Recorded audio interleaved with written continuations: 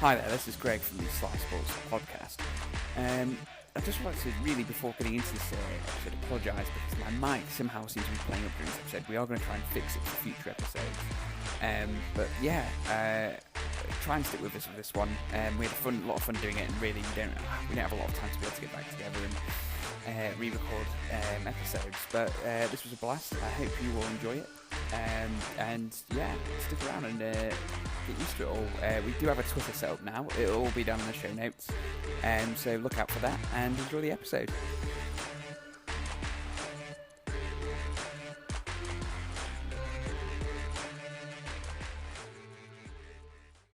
Hello and welcome to the very first episode of the Sly Sports podcast, a football podcast talking about all things Premiership and Championship this season. I have my co-host with me, Duncan, who's suffering from a little bit of a giggling fit. Record the last few times we've tried this. We've had the audio's not been great, has it? It's taken us about 20 minutes to set this up. Yeah, this is our first podcast, so it was all a learning curve for us, but we spent the last 20 minutes trying to actually figure out how to talk to each other, which is always a challenge that you probably don't want when you're starting a podcast. No, it's never a good thing when it's just two of you, is it? No.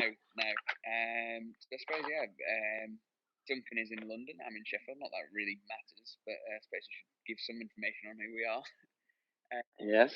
We're far from experts. We're not ex-managers or anything like that, but we just enjoy talking about football and figured that, we talk so much of it, we might as well actually just, put it down in a recording and hope that maybe one person listens. Yeah, we're seasoned veterans on the Football Managers. Many of the games that have come out in the. I didn't mention our credentials on that. That's true. Still have an unfinished season, I think, on one of those. We do actually, yeah. I can't remember where we were. I think I was about fourth, and you were about seventh, weren't you? Yeah, something like that. Really good, clear-cut credentials. Yeah. Right. So how are you anyway? You all right? Yeah, I'm good, thank you, mate. How are you? Yeah, not too bad. Yeah. Bit of a rough week for you, isn't it? You're in full dissertation mode. Yeah, a bit hectic because first time we've really had time to sort of get some free time and record this because every time we've not been able to catch each other, have we? No, there's a lot of it. So yeah, it's good to just talk some football for once and not do any work. So I'm looking forward to it. Yeah, hopefully we'll get more of a regular time slot in the week where we can actually record more consistently. But at the moment, we're kind of just going off when we're both available. So hopefully we'll get more consistent and more early in the week. Yeah. I mean, next few weeks, I'll definitely be a lot more. Yeah, just these next couple of weeks, really. Yeah, this episode will probably come out a bit later than it normally would. But it's the first episode, so I can't promise anything, can I? But let's hope. All right. So, we've got a few topics we want to talk about, haven't we? So should we just dive into it? Let's just get into it. Yeah, let's go for it. First of all, I was going to say we're talking through. It's the start of the season, and we've just been through all the transfer talk and transfer rumours. Really, I was just thinking, everyone talks about the big spenders in the Championship, and people get lost along. You see the Sky. A lot of things go under the radar. A lot of transfers go under the radar for sure. Yeah. And you see the Sky Sports adverts. They always, look. If there's a Leeds fan listening, this is absolutely. I've got nothing against Leeds, but they're just always, covered on Sky Sports more than any other Championship team. Yeah, I mean, it annoys them as much as anyone. I think that you always see the fans going, oh, here we go, another fixture change by Sky or whatever it is, and the coverage. I'm sure it annoys them as well. Yeah, precisely. So really, I was just thinking, everyone talks about that. So let's talk about what you reckon the most the one that people aren't talking about the most. What's the most underrated that you reckon is actually a really, really solid transfer? We can go through a few of these. Yeah, I've got quite a bit of a list here actually. Go on, and but if I had to start it up, I actually think the signing of Will Vaulks from Cardiff is a very, very solid piece of business that's gone under the radar a little bit. For only $2 million, I think it's a great signing. He replaces Aaron Gunnarsson quite well there. He's clearly brought him in for that purpose. That the long throw, and he's a very direct player. And it's Rotherham. That's a big loss for Rotherham, but it's very much of a bargain deal in my opinion. That. Do you know what? That's crazy. Big signing. That's my number one. I've got him as my number one underrated transfer. Will Vaulks. Well, there we go. I'm a massive Will Vaulks fan, actually. I think he's a great player. Yeah, he is a quality player. Just going off the back of what you said, 7 goals, 7 assists last season. and he played a lot of holding midfield roles. So actually getting those kind of results is pretty impressive. Exactly. Exactly, and very, very similar to him. I've also got Semi Ajayi, West Brom. Do you actually? I should probably explain to everyone who's listening. Actually, we haven't consulted at all about any of these lists. We've just kind of gone off, and you were literally your first two are my first two. Wow, there we go. 1.5 million, I think it is. A 25-year-old, and an absolute bargain back from Village there, because considering the guy he's very versatile, can play centre half. In midfield, and he scored, and he even played up front towards the end of the season, bagging in all kinds of goals, almost kept them up. Yeah, really. I was seriously impressed with him and Bolt. I think just the whole Rotherham team last year. Yeah, I think that they're big losses for Rotherham for sure. They'll struggle to replace them. I think it's been, I thought they were harshly done by last year. As in, I know it's. I do. I think they deserve to stay up personally. And the thing is, like that team there, like you were saying, we're a Championship and we're a Premiership podcast, but that League One team now, I don't know how they're going to recover from that because those two are two key elements of their team. Yeah, it's going to be a lot. It's going to be a bit of a rebuilding. And I know 3.5 million is probably quite nice for Rotherham, but it's not going to set the world alight. It's not going to bring in. It's not going to, they're not going to replace that kind of talent instantly with that little money. They've been done there. I think West Brom and Cardiff have got very solid deals there, especially considering their age. They're just maturing at this age. They're peaking in their careers. I think Jay definitely could. I think I like the Volks one more because it fits more of their system. But Ajayi has the bigger upside overall. I think. Yeah, definitely. They're both very good players. A lot more potential. Yeah. Not to say that Volks hasn't got potential, but like you said, it very much fits into Cardiff's specific system. So they know exactly what they want him to do this year. Yeah, absolutely. Whereas Ajayi, I'm not sure they have an exact. I'm sure they've got a role for him, but I'm not sure they know exactly how big a role he's going to play this season. Whether Just to clarify as well, sorry for all our listeners, we are only talking Championship this week because the Premiership season doesn't kick off this week. Yeah. We will be focusing on that next week. So this is why we're only talking underrated transfers in the Championship. Just piggybacking off that, though, I'm going to go on to the next one. Martin Craney on a free. Martin Craney, he's on my list. Free transfer for Luton. I was very impressed. I am biased because I'm a Sheffield United fan, but I absolutely love Martin Craney. I think he was brilliant for us last year. And Luton, he was brilliant for you. Especially for a team like Luton just coming up, that is a solid sense. But it shows their intent. Luton. I don't think Luton are to be underestimated this season at all. I think they're going to. I think they might surprise a few people. Is it unbeaten? Are they unbeaten in something like? There's some stat, I can't remember off the top of my head. It's something to do with 25 games or something. Yeah, they've got a very good record, and Barnsley is similar actually. I think in fact I saw a stats earlier about Barnsley that they've not. I think Daniel Stendhal's team had not lost at home at all last season. Yeah, that's the kind of form that will keep you. If you need to make your as a team coming up, you need to make it where your home games are a fortress, an intimidating place to go, because away games are notoriously more difficult.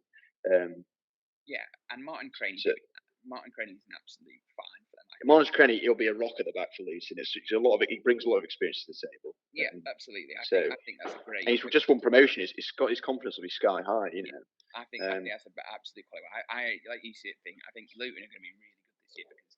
I'd also they've bounced off 2 promotions as well. So yeah, exactly, and I'd also throw Callum McManaman in there a little bit. Another free transfer for Luton. I think that I was impressed with that as well. I didn't actually catch that one. I haven't got that one off my mind.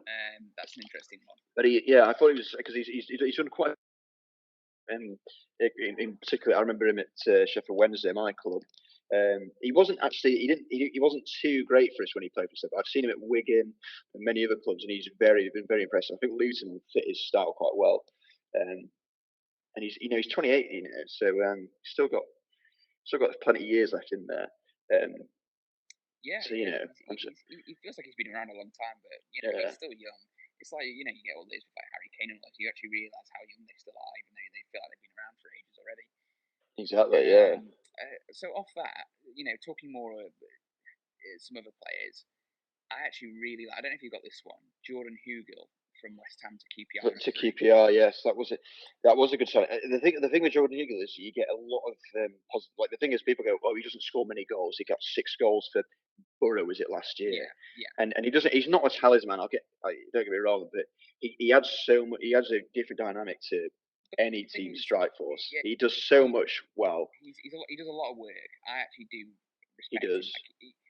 He's very good at pressing the back line. No, he doesn't drive fear into you himself, but he sets up chances. He's one of those players that does go under the radar a bit, and exactly. There's a reason he's got to where he's got to. It's not gonna. And I think QPR needs someone like him up front because last year they had Wells, didn't they? Yeah, they had Wells and Hamed. Yeah, it was very. They needed someone like Hugill last season, to be honest. Yeah, that would have been definitely a good deal to go. I've also been impressed with QPR's busy. They've been very busy this transfer window. And I've also been impressed with the signing. I think the free transfer of Johan Barber from Brentford. Yeah, that was interesting. That was a great signing. I thought. I was surprised that Brentford let him go. To be honest, similar to that with Moses Odebaggio to Sheffield Wednesday, another free transfer from Brentford. I had a feeling you might sneak a Sheffield Wednesday player or two. Yeah, I was also going to mention Kadeem Harris, but I'll stuck myself to one. In fairness, you know what, Kadeem Harris, I did have a look at some of his videos online recently.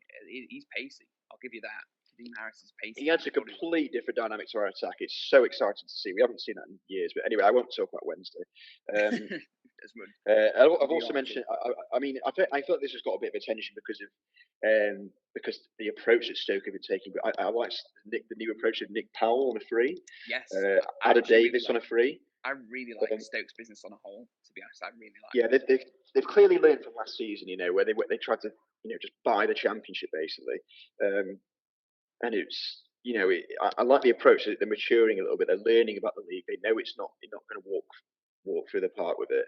And they've also got, I think, Lee Gregory, haven't they, from Millwall? That was one on my list, yeah. I was going to mention that. And I was also going to mention, this is like a double-edged sword, this one.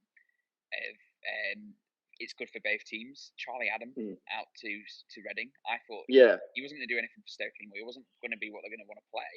And he's what Reading needs exactly that experience. So I thought that was another one. Addition by subtraction for them, but then for Reading it was a bonus, a veteran. Yeah, I agree completely. And also, I've seen a few other deals that I'm just going to mention quickly. Because we've realised this has been a segment that we've now been rambling on. We're almost going for the full transfer. The last few I mentioned, I'm just going to touch on them. I'm not going to go into too much of that. But I quite like the signing of Bradley Johnson from Blackburn. Yep.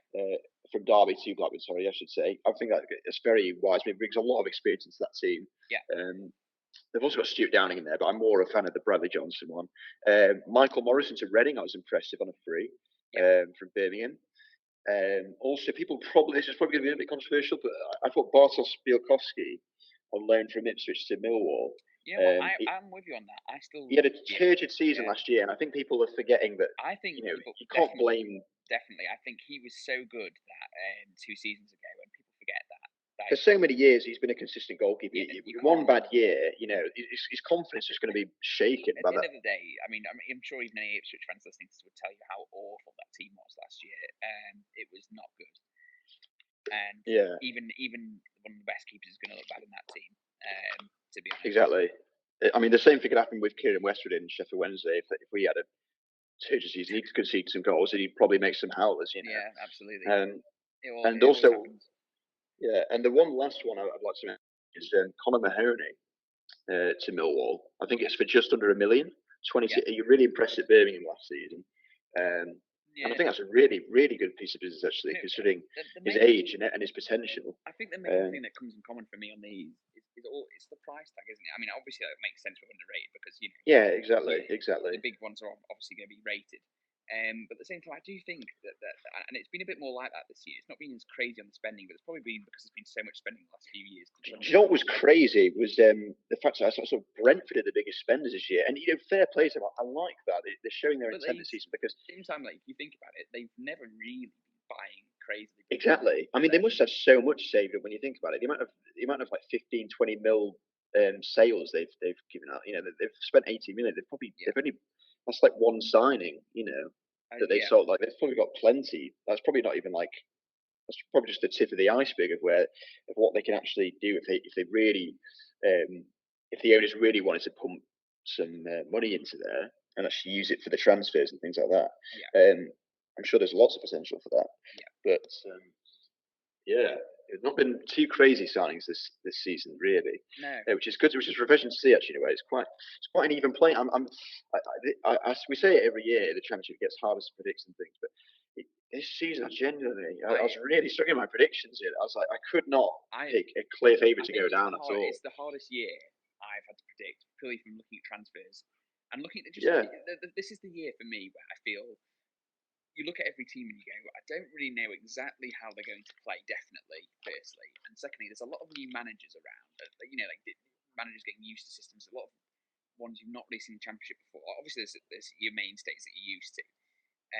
Who have been around a bit, but there are quite a few new team managers in all ones who've only had like a year's experience or two in the championship. And then you look at all those teams, and really you don't think outside of Fulham, really, no one's been spending massive. No, exactly. And even with Fulham, it's more a legacy from last year. You know, exactly. the two players they brought in. Is it Knockaert and I forget the other one actually. It's a bit embarrassing, but they brought Knockaert in on loan, which I like the deal there. I was going to mention that as underrated because it's loan, but I think everyone knew about that signing and everyone was raving about it. I have it on the list, but I decided not to mention it before. It's not really underrated, is it? Everyone knows what Knockaert can do in the championship. We'll talk about all that next episode because that's when the transfer window ends. We'll talk about every, we'll give our grades for each team in each league. That'll be a much longer segment, but I think they've done okay. That was a good one. We'll have to see. I'm not convinced by Scott Parker yet. We'll have to see. No, I'm not too sure about him actually. Hopeful, to be honest. I will admit I'm backing him, but I'm not sure. I don't rate their backline. Main thing with me that I'm a bit doubtful of, but going forward they look lethal. The lineup they've got with Mitrovic, Knockaert, and he's coming from Wolves. I forget who is it. Cavallero. It's Cavallero, that's it. Yeah, I think he's on a loan as well. That's some good business there they've done actually. One last one I was going to mention, which again this is going to be my bias coming into it, but Kieran Dowell. Kieran Dowell, as you could say, to Derby, It softens the blow a little bit from that Mason Mount.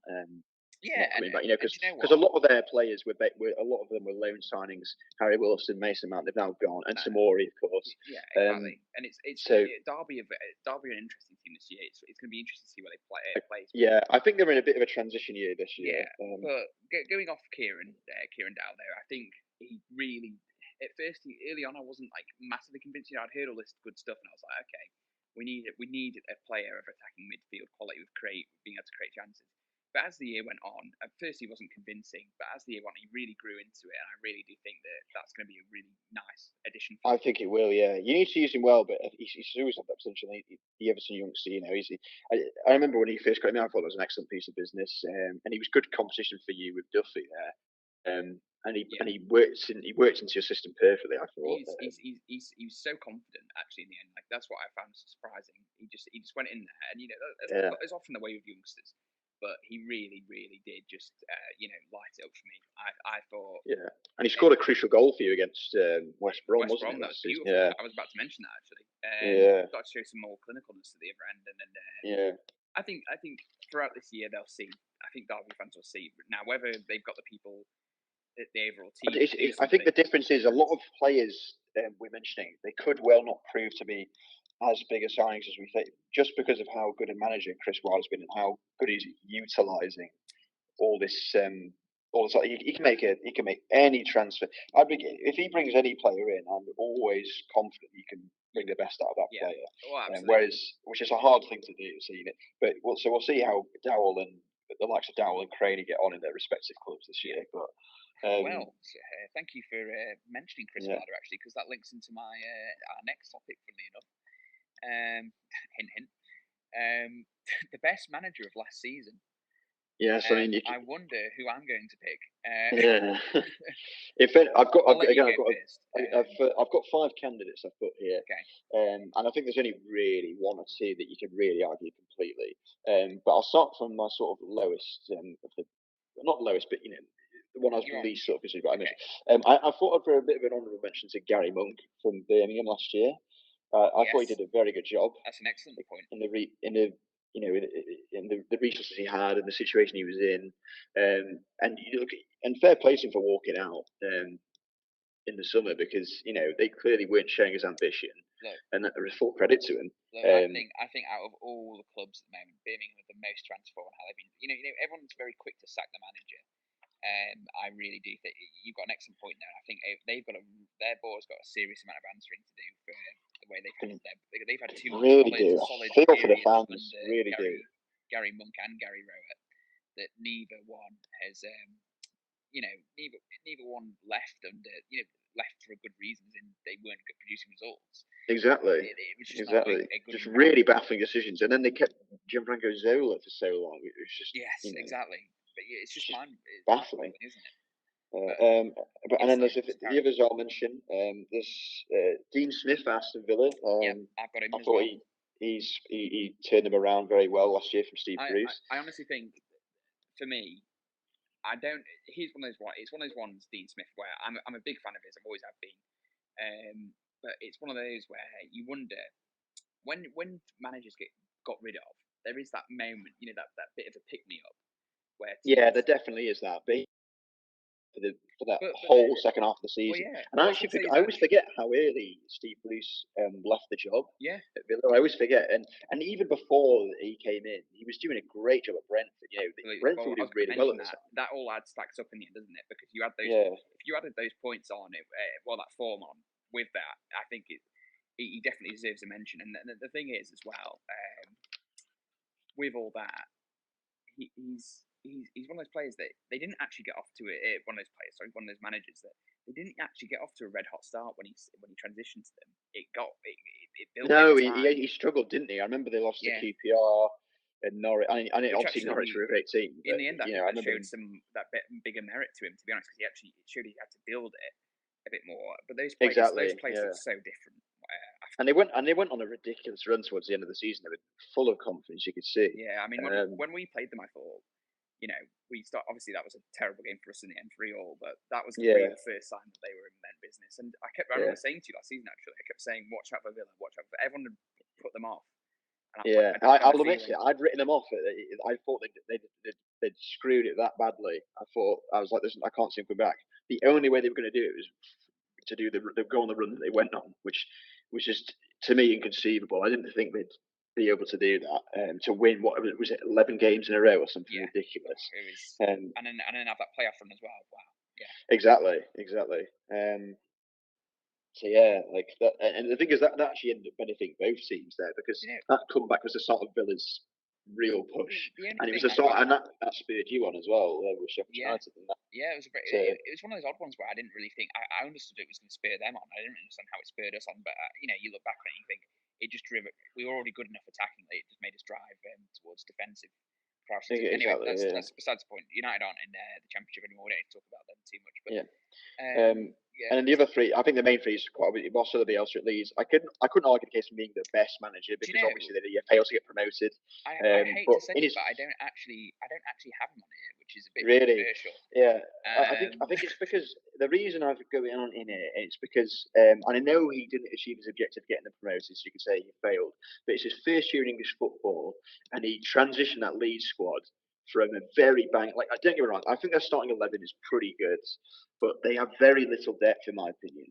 And despite this injury crisis that was plaguing them during last season, he kept them firing, and they were doing so, and they lost it towards the end, really. But and he got them playing some wonderful football, and their fitness levels must have been incredible for the amount of pressing they were doing. But the thing is, what I would say is that all these points are absolutely right. And here's the thing, I'll admit I'm going to come across bad here, because it's going to make me sound like I don't like Leeds, and that's not the case, because I've already been bashing a few of their. But the thing is, the only reason I don't have him here is I acknowledge all that he's done all that correctly. But as you say, like that starting 11 was very good. And really last year the Championship overall, it was strong, but it wasn't. No one was setting the world alight.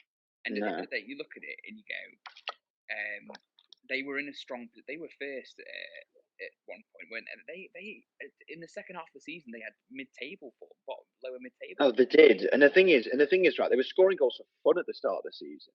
And then you see all the pundits on Sky Sports towards the end of the season saying, They need, and Bielsa was saying himself, we need way too many chances to put the ball in the back of the net. Like that's like I don't believe that that falls on him in the end, in my opinion.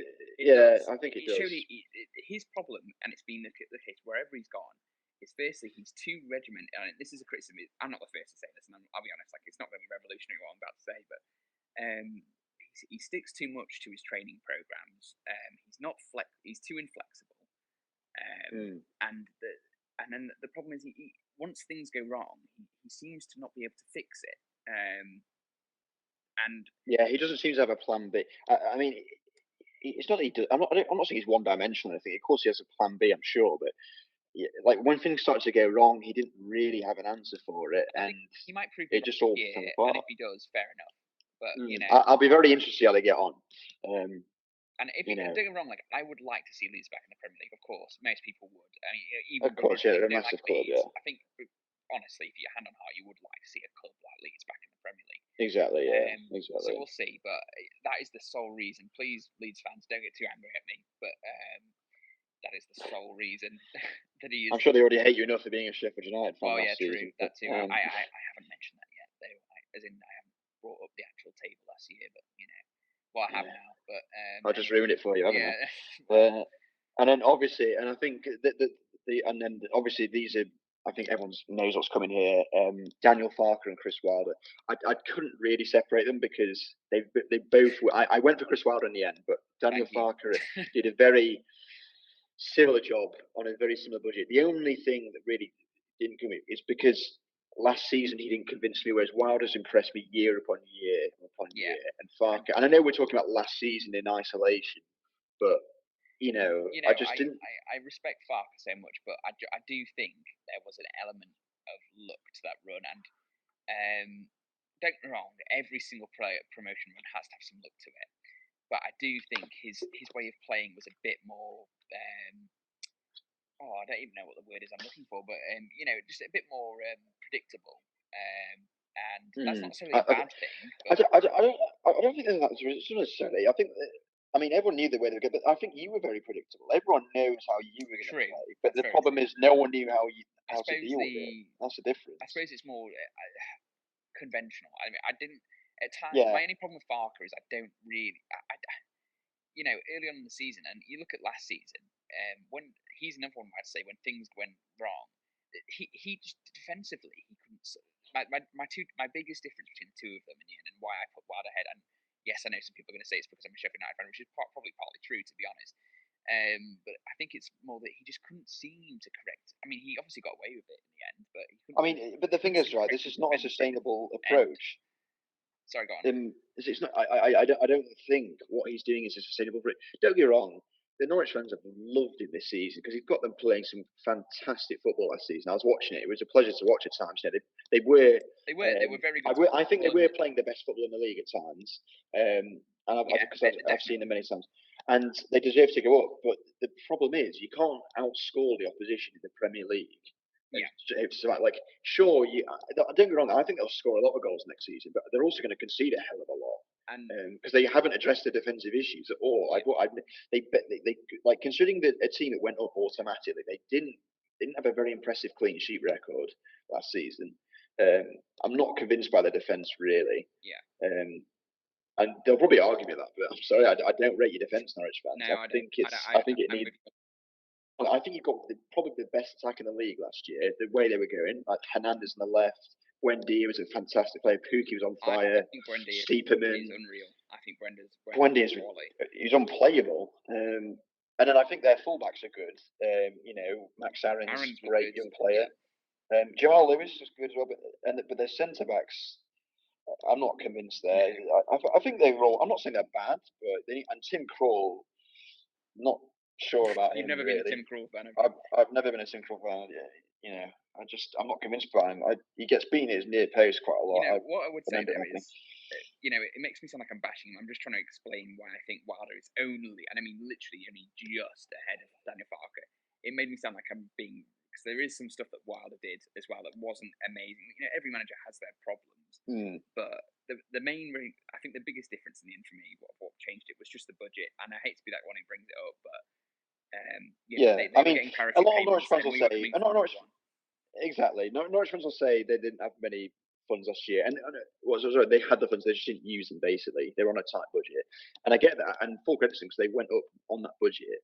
But yeah, it's like you said, when it's on the backdrop of something like, when they were on parachute payments for the previous 2 years, it's like, okay, well, you spent that money, and yes, you took a different approach, and it's worked. So fair play to you this last season. Yeah, they have the foundations for a Premier League club because they've been up so many times, and they had some players there still. Yeah, they've got the experience there. I mean, Tim Closer, for example, has been at the club for years. Yeah. And he's a great player. Having said that, they do have quite a high turnover rate in that club now. I don't recognise much of that team from a few years ago. Yeah, that's true. But that is very true. And they've got a lot of players in and got them out. But yeah, I think that definitely they spent a lot of money in previous years. You can't say like, the way they run the club is so like. Yes, last year they the new owner they got in is fantastic. He really really did that well because he's got them up money. And I don't think they've spent anything. They've not spent a penny this transfer window, which is very interesting. Bold, and they've brought some good signings in, I think. But spending absolutely nothing. Very interesting. And I also saw they tried to sign Jordan Rose on a free, which is what was bloody cheeky. But well, that's another matter. Wow, I don't know what he's doing. That's a little bit. Beer all out too that was. I did make me laugh. I couldn't believe my eyes when I saw that. But anyway, but yeah, Daniel Farke, great manager. He was very close in my estimation to Chris Wilder. I think they're both admirable coaches. Yeah. But I'd have to give it to Chris Wilder personally. Brilliant. So moving on from that, we're going to talk about best managers this season. I'm going to dive in here with one of mine, and this is probably a little bit to do with just that. I just love the way that this club's moving. Actually, I think that the way they built the back room, as in just the. I think this is going to be. I think this is going to be the same pick if I've got the ownership and everything about this. Daniel Stendel. I think he's going to be. Daniel Stendel. That wasn't the one I thought you were going to say actually. No, Daniel Stendel. I think Daniel Stendel is in my. He's on my list here, but I thought you were going to mention someone else, so I'll mention in a second. But Daniel Stendel, I love the way he's got them playing. Yeah, for sure. I think they'll stay up this year. I do. I personally think that for a team now talking about budgets, this is a team that doesn't just like Rotherham or in fairness, same with Burton, Wigan or Luton who are coming up as well. To be fair, but they're working on a tight budget, and I just think that they just make some smart purchases this year. I think they've made some smart purchases. They just, I have to say, watching them lately, I watched a couple of their games. They do play some nice football. I'm thinking that actually, now don't get me wrong, when I'm saying best manager this season, some people are going to think, well, it's obviously going to be the one who wins the league. I'm not viewing it like that. I'm thinking, who's the one who's going to overachieve? It's a lot more. It's more relative than it. Yeah. It's not the total result. It's the relative thing. And people say, "Oh, you say Chris Wilder and Daniel Farke." Well, to be fair, I don't think anyone was picking Sheffield United or Norwich City to go up automatically. No, of course. Honestly. So that's why it's a relative achievement. It's outstanding. Even I would have laughed if that had been said. Exactly. I would have laughed. I'd have been like, but I'd love that, but it's not going to happen. And Norwich fans would have said the same. I was speaking to a lot of them. Yeah. And they said the same. Following on. But yeah, Daniel Stendel, very, very, very good manager. Yeah. I like the way he's got them playing, and he's got them with a very mighty home record. He's unbeaten there. I think that's part of the reason why I think they're actually going to not overachieve, but do better than people. I think they'll be similar to how they came. When they came up a couple of years ago. Yeah. They actually almost got into the playoffs, didn't they? In the end, they slid off right at the end, but they were. I think they'll be similar this year. They've got a good manager there. I've got another one here is Nathan Jones at Stoke. I think he could do. Nathan Jones, he's not on my list actually. I've got to say, I'm not convinced, but I think, don't get me wrong, he was at Luton, wasn't he? He did a great job at Luton. I rate his job at Luton, but since he moved to Stoke, he's failed to really impress me. And I get it; it's a tough job there. What I'd say is, it's down to also how you turn that squad around from last season, and I think he could do it. I guess I don't think he's a bad manager, by the way, but he's not. He didn't come into my head straight away as best manager this season. When I say that, he's not the one I'd choose. These are some mentions, because to me, I'd probably maybe argue Daniel Stendel could be, but I don't think Nathan Jones. But I think the problem is as well that Stoke expect them to do well. So even though they didn't do good last year, they still expect a good season this year. Playoffs at the very least. So he is under pressure there. Yeah, for sure. My number one pick, who I thought you were going to mention, but you didn't. But I think I haven't mentioned one yet. Thomas Frank of Brentford, I think is a great manager actually. I think he's got them like I think he had a rough start when Dean Smith left, but he's got them playing some fantastic football still. You've taken my number one there, yeah. That was my number one. Yeah. I just think I know he had a rough start when he first came in and they weren't getting the results, but the way they've been playing and in his interviews you can tell he's a very intelligent manager, and I like those managers that you can. Think, you know, you talk about this.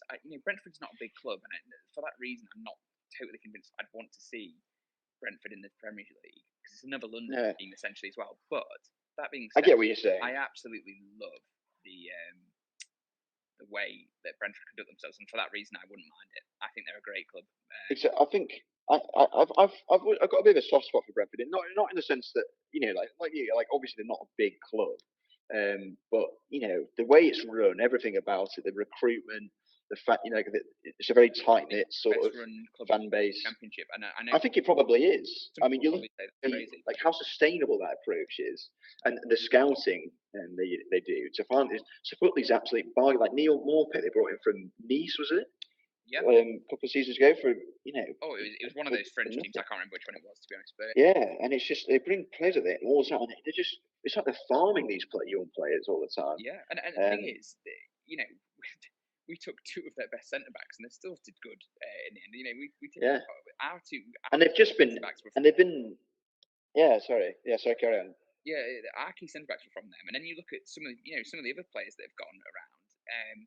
They replaced Alan Judge. I know he's injured for him now, but he used to be prolific for them. You thought, once he's he definitely then Scott Hogan when he went, once Scott Hogan's gone, they've got no one. And just keep producing. They keep finding people. Yeah, and they've got Ben Brahma, and they've just released. Sorry, they sold their team last year. I think ended up underachieving, but I think that was purely because of that rift when Dean Smith left. I think I think it. I think if he hadn't left, they could have been doing something special last year. Which is, I think they'll do well this year. Yeah. And they've just sold Sawyers to West Brom, haven't they? But I have full faith in it, knowing their recruitment. They've surely got someone everyone in that club, that lineup. Sawyers was one of the ones I wasn't too fussed about, really. No, but he's definitely a good player. Oh no, but that means he's still good. But I don't think he's like. I don't think. But yeah, when you got the likes of Ollie Watkins and Said Ben Rama and Neil Morpeth there, it's just a real lineup there. God, I love Neil Morpeth. There's still time, but I doubt it's going to happen now. I think it's curtains on that, mate. You got McBurney now. I know. I'd preferred him over McBurney, but well. Yeah, I think I would have rated him more, but McBurney could still do the business for you. Anyway, we're getting off track. Yep. Some of the other managers I was going to mention, I've already talked about him, so I'll just mention him. Marcelo Bielsa, I think he could do a good job for Leeds this year. Okay. I've also gone for that. That means that they've got to get promoted. They have to get promoted for him to do. I think they have to. Yeah, really.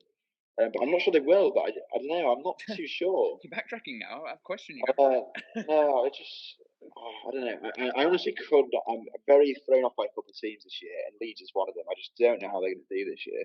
I'm going to mention Neil Warnock at Cardiff. I think he's always a solid Championship manager. Knows how to get teams out of the league. He does, and I'm not going to dispute that. And I love Neil Warnock. As most Sheffield United fans do, but I have to say he's one of those double-edged sword managers. If like Tony Pulis, if things do not go well, Cardiff. It can be really toxic. Yeah, it can be really toxic. And he doesn't play the most attractive football either, but he gets results and he knows he has a style of play. And fair play to him. I like managers like that. When I like the uniqueness of it. Not everyone plays fast style football. Style of play. Yeah, exactly. And the other two I was going to mention, Slaven Bilic. Obviously, I think it's a ridiculous for West Brom. I top manager.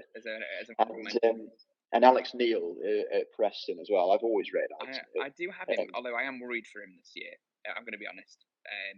I think his funding is not. He's on my list in my mind, if that makes sense. But I don't think he will do well this season. I mean, there's a reason he was wanted by West Brom at the end of last season, and I've always rated him. I think he was great at Norwich. I think Norwich are very harsh to get rid of him. Obviously, they'll be laughing at me now because it's worked out for them. But I think he got them promoted, Alex Neil, and he got them into what was it? He got them into 8th place. their first season back, and they got rid of him. I thought it was a little bit harsh. I know that year they were near the top end of the championship, and they were in the automatics at one point, and they threw it away. But like, I thought it was a bit rash to get rid of him, but it's worked out for them. Fair play. But I've always rated Alex Neil. So I think Preston have got a very good manager on their hands there. They just need to sort their sort of transfers out. They've only just started making moves in the transfer market, and I can tell Neil will be frustrated by that because he wants to bring his players in, to bring his philosophy in, and he just hasn't been able to do it because they don't have the funds really. But as a manager, given the resources he's working with, I think he's a top manager. Yeah, absolutely. Yeah, I think that you could. There's a lot of good managers in the Championship. In fairness, there is a lot of good managers. There are. I mean, yeah, there's a lot. It'd be hard to fault selecting any of them almost, to be honest. Yeah, and as you said, it's an open season, so we'll have to see. But we're now on record, so we're either going to be completely foolish or completely genius at the end of this year. Exactly. I'm sure we'll all be laughing at this at the end of the season. It's just fun, though, isn't it? I think this is an exciting episode for that because I think it's just going to make us look like I said, I think we look back on this and I think personally already I'm getting that feeling that I'm going to look like an absolute fool at the end of this battle. Oh yes, I'm sure we will. Especially when it comes to our table predictions, I think that's the big one because that's just it's a stupid task anyway to try and do, but we're going to do it.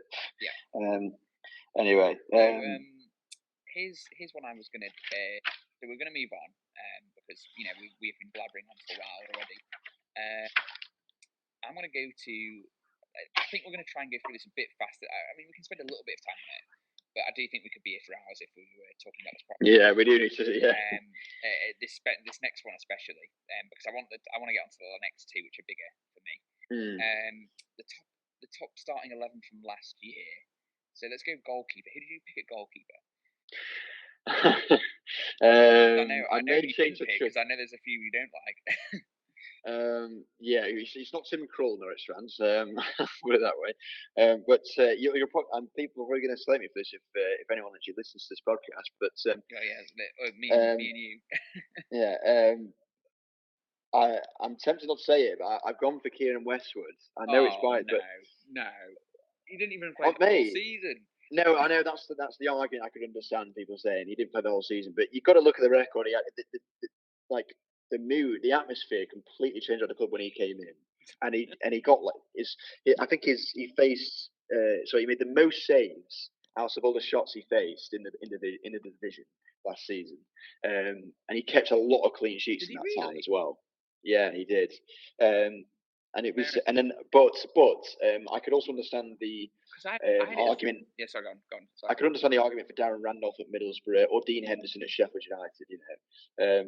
So yeah, either of them, but I've just gone for Kieran Westwood. If I'm being honest, and this isn't me being a United fan who's going to cut off you as being a Wednesday fan, but you know what? Here's the thing. I think Westwood is a brilliant keeper, absolutely. And any Wednesday fans listening, please. I know you already hate me because I'm a United, but please do not take this the wrong way. But he did not play the full season. It's not his fault because you had a terrible manager. That's just his fault, yeah. I get that. So obviously, I knew when I said it was going to cause a bit of a stir. I'm sorry, yeah, I can't accept that one personally, but we'll have to see if the listeners. I went with Darren Randolph. I thought he had the amount of shots he faced, and he made 70. I mean, this is me being a bit, I love my stats. He had a 76% save rate on 173 shots. That's, to me, and 19 clean sheets. That's wow. Yeah, it is. It's very good. Yeah, definitely. And you know what? I'm not even he was my Randolph second fan, choice. but you can't. I'm not either. No. I think he's a good keeper, but and he had a good season last year for sure. Yeah, and he was my second pick. If it wasn't Westwood, I would have gone Randolph, and you could probably argue you could put him there, or Henderson, as I said. Who's your right back then? So can we just be clear? Are we doing a 4-4-2 formation here? I went 4-4-2 because Yeah, I wanted to keep it pretty conventional. Because we're English. Because some people go for all kinds of fancy exotic formations. We're not. But yeah. For my right back, I've gone for Reece James in Wigan actually last season. Really? I went for Reece James. I thought he was a very good player. He was like their standout performer last season, along with Nick Powell, of course. But yeah, every time I saw him play, he was a top player, very very exciting prospect at Chelsea. I don't know what he's doing at the moment. Actually, is he back at? He's not been loaned out to another Championship club, has he? I think they're probably wanting to keep hold of him because of their embargo. I don't actually know, to be honest with you. But I know he's not back at Wigan, but they'll miss year. I think Wigan are going to struggle without him. And I think arguably the best right back in the division last year. Yeah. I'm open to debate if you want to debate that. I'm sure you. I'm not going to lie to you. Okay. Look. I can't argue with how good of a player he is. I just think this player had a better season, and that's Aarons. I do think Max Aarons. Yeah. He was between Reece James and Max Aarons, to be fair, but I ended up going for Reece James. I just think I'm not being funny because I did want to try and keep it as unpredictable as possible, but there is a certain amount of, for me, you've got to have a few players in there. I just think he had a class season. I mean, I did whenever we watched him. Considering he's a youth prospect. From one of the few players as well. Exactly, he fitted in that team. And he's one of the few players that actually, I say one of the few, they all played well. But he really did set it alive. He really shone for them, yeah. Yeah, great. For definitely, yeah, for sure. Yeah, we'll move on quickly. To next left back. Oh, sorry, left back. Left back. I've gone for Ender Stevens at Sheffield United. Actually, yes. I really was really impressed with him last year. He really came into his own last year. I think he is a top player, and I think a lot of people are doubting him in the top flight, but I think he'll do just fine. I think so as well. He's come on leaps and bounds. Honestly, if there was if we're doing most improved player, and I know I'd be biased because I only watch Sheffield United mainly every week, but he came on leaps and bounds last year. He was good before, but yeah. Yeah, definitely. He's definitely come into his own this year. Fairly not brief, but it's quite concise. So what was your pick? Sorry. Stevens. It was Stevens. Stevens. So there. Yeah. Okay. Centre backs. I've gone for two. I think you're going to disagree with one of them, quite strongly, because I know you always disagree with me when I mention him. Well, not mentioning him. It's more just the record. I've gone for John Egan of Sheffield United. I know you're not going to disagree with him. John Egan of Sheffield United and Adam Webster of Bristol City. I went for. Oh no. Oh no! I knew it. No. So go on. Then who would you put instead? I put Janssen. I don't even like Janssen that much. No, I'm sorry. I wasn't convinced by Janssen last year. Everyone, they rave about him. I don't rate him that much. I think he's a good centre back, but I think me and you are best in the league. Certain players, aren't we? Best. I'm not convinced by him. I think he's a solid centre back, and I'm sure he'll have a good season at Brentford. But the problem he has is when he looks bad, he looks so bad. I think that's his main problem. And he's a big attitude problem. Yeah, he does. Well, if I'm being honest, I didn't really want to include him in the team. I just felt like I had to. I don't really like Janssen. I mean, that hindered him last year a little bit. When things weren't going well for Leeds towards it, he was probably one of the first people to lose his head in the dressing room. That's entire speculation, obviously. But he did put that tweet out when he played us, and then afterwards tried to backtrack on it. Yeah, exactly. So you can just sort of, but it's passion, I guess. He definitely cared. I don't really like him, but I felt like I had to put him in. But quick word on Egan. Yeah. I thought Egan was, to be honest, I could have gone for Egan or O'Connell. Too much of a Sheffield United homer, but I thought our back line was amazing. I do think you had the best defence in the league last year. It speaks for itself. O'Connell could easily be in this list. I just decided I didn't want to be too. Yeah, I felt bad not putting. I almost put O'Connell in, but I was like three Sheffield United players just in the back line alone. I was like, I think I'll try. And I wanted to show that I'm not completely biased because I did actually, as much as I don't like Janssen, and it is going to come across like I sound like I hate Leeds, doesn't it? But I don't. But he did have a good season, and you got to respect that. And I nearly put down Aidan Flint actually, but he just went missing a bit at points. Aidan Flint just didn't have a good year there last year, did he? I know what you mean. He was top player for Bristol City, and he's now gone from Middlesbrough, hasn't he? So that's been Middlesbrough were good last year defensively, so I felt like I needed to give it to him. But then I was like, actually, half of it was Randolph as well, though. So yeah, and also I'll defend my Aaron Webster choice because I think that he's a top young centre back. People have been commenting saying he'll be a future England centre back. I'm not sure he'll get that far just yet. I don't know what it was, but my main problem with it all was just it just came out of nowhere for me. It just, as in people just suddenly started lauding this defense. And don't get me wrong, it was okay, but there was games I was like, they're leaking goals left, right, and centre. I don't know, but they did have the joint second best defensive record in the league last year. In fairness, they did with Middlesbrough. They did. So, and it's probably me. And there's a reason that Brighton want him for 20 million. I think there's all these points are very good. So there you go. But I'm not. Look. I'm allowing your defense is strong, and I know he's a good player. Yeah, we'll move swiftly on to the midfield, shall we? Yes. For left mid, I've gone for Pablo Hernandez of Leeds. So did I. And right mid, I went for Jared Bowen of Hull. Ooh. So, okay, our first disagreement. Really? I'm at 22 goals. 22 goals from the right. I Benrahma.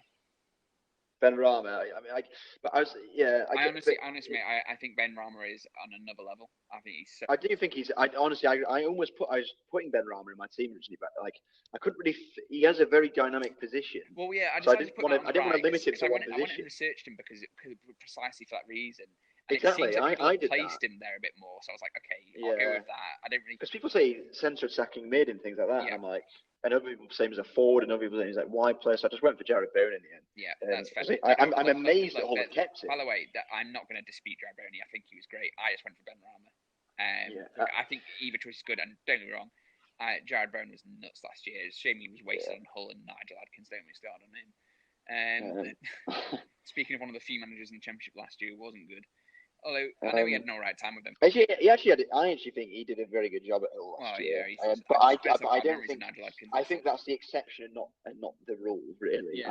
I think most of the jobs he doesn't. I still have PTSD from when Nigel Adkins was in there. No blame you. But Pablo Hernandez, I mean, we don't need to say any more about him. Yeah, class. Everyone knows how good he is. He was just, honestly, he set the world alight. He kept Leeds ticking last year. Everything goes through him. At times, he just looked. Yeah, absolutely. I can't argue with that. And the two centre mids. This is probably my toughest position to fill. The centre mids, actually. Can I be honest? I didn't actually put one of my centre mids isn't a centre mid. Okay, I did. I changed one of them. 4 times. I've got the crossings out. I put Buendia in. Buendia, I did want to put in, yeah. But he's not. I thought he was great. And then my other one is a Sheffield United player. Can you guess which one? Oliver Norwood. This one I changed about 6 times. I'm not even kidding. Is it Oliver Norwood? No, John Fleck. John Fleck. I went for Oliver Norwood. Myself. All right. Well, at least we're different on that. And by the way, I'm not going to argue Ollie Norwood. I thought he was class. I just thought. Yeah, and I also went for my partner.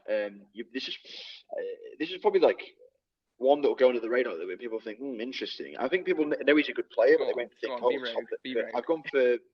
It's not that rogue, I think. John McGinn of Aston Villa, I thought was a top centre mid last year. Do you know? I'll be honest. I'll be totally honest. I kind of tuned out of Villa half the year. Until they turned up again, but I was aware of their results, but I wasn't watching many of their games. So there was a consistent message coming across that everyone was raving about John McGinn at Villa last year. Yeah, and lauding the signing because I think he was like. Because the thing is, he's a bargain buy as well. I followed the Championship. I follow it a lot. I think that my main problem is because when you if you don't get to watch the games, you watch the highlights. And there was times where he wouldn't be there, but then that happens with any player. Sometimes you just don't see them in the highlights. So what I will say about that is, I just thought Fleck and Hernandez, Buendia were better. But that's a total. I'm not going to argue, but he also scored an absolute worldie. So yes, against Michael, unfortunately. I wasn't going to. But yeah, I mean, his stats were pretty good as well. I think it was something like 9. What was it? Let me just get it again. It was. What was it? 9 assists or something? It's like 9 goals, 11 assists, something like that. And it was, went under the radar a little bit.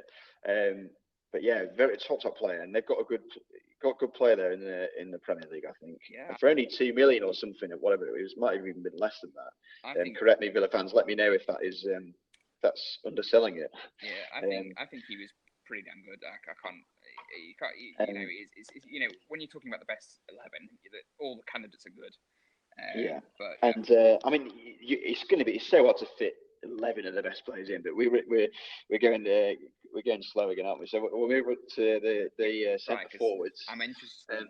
If you pick anything other than what I think you should pick, I'm going to be very upset. I've got a feeling. Are we going to disagree? Are you going to be stubborn and avoid putting too many Sheffield United players in? Is this what it is? I mean, if you're thinking of putting Billy Sharp in, you're going to be disappointed because I didn't put him in. No. I could understand why you put him in, but you actually look at the stats at the end of the year. I don't think he actually scored another goal after his. What was it? He scored like a hat trick against. Yeah, but the amount of goals he scored. 23. But compared it to Teemu Pukki, I put in, who scored 30 goals in all competitions, 29 in the championship from a free transfer. That's absolutely fine, but I've got both of them in. And Tammy Abraham I had as well. No, you can't. He wasn't even there half the year. He came. He was. He came in September, didn't he? I thought. Was he? Oh, yeah. Okay. Maybe I'm thinking of the year before. No, he came in. He came in because I remember he was when you played Villa at Bramall Lane. You're right. He just signed, but he wasn't actually able to play that day. You're right. I realised I just made him mad. I got completely confused. No, you're right. I think I'm just being blinded by Billy Sharp loyalty. It's do you know what it is? It's because I remember there was talks about him going back to Chelsea, wasn't he? Because he was going to be sold. Yeah, he did get injured towards the end of the season. That's what it is that I was thinking of, because I was thinking, oh yeah, he was almost gone for half the year, but then he didn't. He stayed on, didn't he? Yeah, my bad. And he did get injured towards the end, but yeah. Anyway. But still, I would take Sharp over him as much as I just think, you know, when we did what we did, and he was a big reason why Sharp, you know. Yeah. But I will accept Abraham as in. You're allowed to think that, but I disagree. Yeah. But okay, I can't argue with Pukki. Pukki is there. Let's agree to disagree, yeah. Yeah. Anyway. So, who out of interest, who did you put as your best player then? Just quickly. My best player. I think that's a really tough one. I put it Pukki. I've got to be honest. I did put it as Pukki.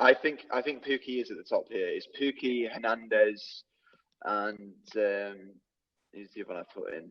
Pukki, Hernandez, and Norwood. But Norwood, I mean, his stats aren't as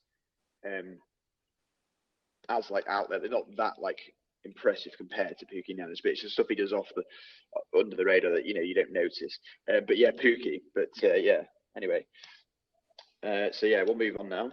Yeah. So well, we've had a bit of a heated debate there. Admittedly, I actually do feel foolish now because I completely forgot that Abraham had been there the whole time. That was silly. Yeah, there you go. You're the host on this show. I know. Yeah. Well, it's one of those last minute ones where I actually have it down how many games he played as well, and I'm just being foolish. And I just look back. I look back on it now. My pure rage took over, and I just couldn't imagine Billy Sharp not being put in the team. I just went back to the bloody Wednesday fan again. Yeah, here he is. Just bitter. I mean, I've to be fair, you can't tell me that. I've put 3 Sheffield United players. I know you did. That was big of you.